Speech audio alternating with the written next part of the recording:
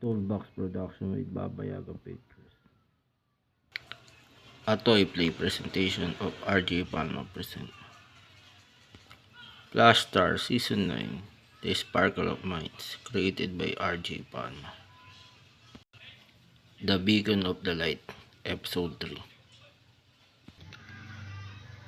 Captain Max Lu. Bakit ngayon, Commissioner Oscar Sada? Maglabas tayo ng warrant of arrest tungkol sa kaso ni Senator Victor Otis at Headmaster Milo Delta tungkol sa ginawa nilang pagkidnap at pagpatay sa mga trabahador nila sa planta. Okay, sige. Gawin natin yan. Maraming salamat, Captain.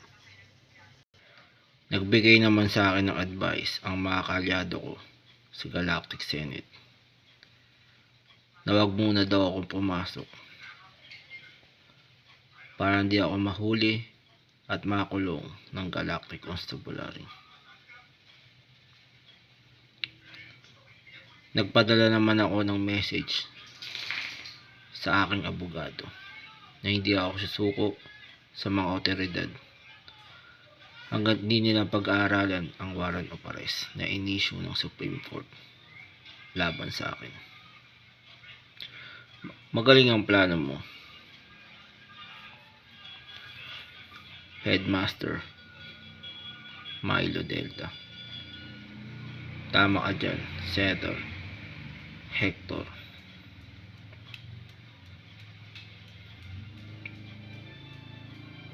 Otis. Anong gagawin natin? Matapos hindi nila magpakita sa mga counseling session na inisyu ng Supreme Court para sa kaso nila. Kailangan na kagad kumilos ng Galactic Constabulary para huntingin sila. Maganda yan kung gano'n. Isa-isa nating puntahan at pasukin ng grupo natin ang mga lugar na posible ng pagtaguan na dalawa. Tama ka dyan, Commissioner Asada. Tara, Captain Max Lu, gawin natin yun. Ihanda mo ang ating mga tauhan at gagawin natin kaagad yan yung pinaplano natin. Sige ba? Kahit isa-isa nating pinuntahan ng ating grupo ang mga lugar na posible nilang pagtaguan, sa huli, wala rin tayong napala. Dahil wala nung mga hinahanap nating mga tao dito sa mga lugar na pinuntahan natin. Anong gagawin natin, Commissioner? Mabuti pa, humingi tayo ng tulong sa mga Jedi Knights para i-solve ang kasong ito.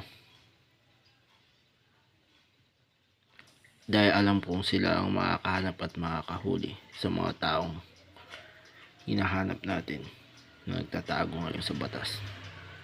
Mabuti pa kung ganun. Tara na.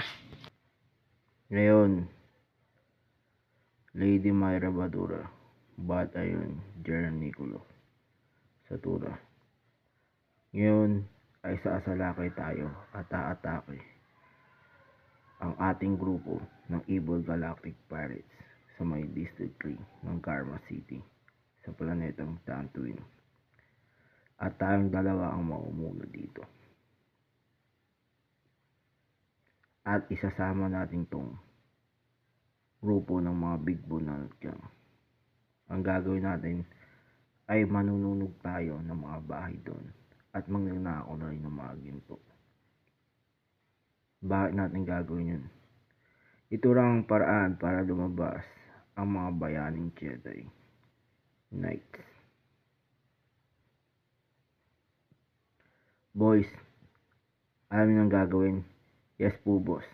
Ihanda ang grupo natin at gagawin natin ang paglusog at pag-atake sa bayan ng Karma City. Maliwanag ba? Yes po, boss. Okay, magaling kung ganun. At hindi nga sila nagkakamali dahil dumating tayong mga Jedi Knight. para pigilan sila. Ako si Master Saipo Diaz. Ako naman si Master Dooku. Kasama ang mayangling padawan namin na sila Qui-Gon Jinn at Joro Simbayot. Narito kami para pigilan ang ginagawa ng panggugulo. Evil Galactic Pirates. Joros, bakit tayong Qui-Gon? Gamitan natin ng Force Shield at Force Field ang mga big bunanat niyang para tumasik silang malayuan. Okay, sige. Tara, gawin na natin. Sige ba? Mukhang need ko yatang gumamit naman ng Force Field para sa mga mystic powers ni Lady Myra hanggang sa makapture ko siya. Ano, Master Dooku, handa ka na sa pagtotoo sa atin? Handang-handa na ako, Lady Myra. Ito nga, naka-ready na ako. Sige, tara, simulan na natin ang laban. Sige ba? At mukhang kailangan naman ng gamitan ng kinetic energy para matalo ko si General Niculo sa laban namin.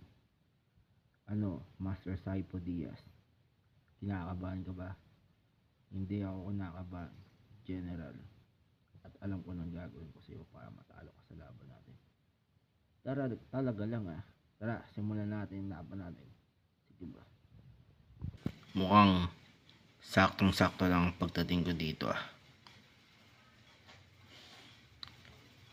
Narito ako para sunduin sila Lady Myra at General Niculo Satura.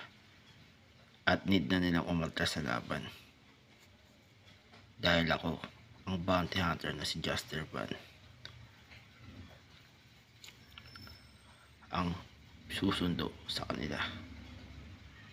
And to be continue.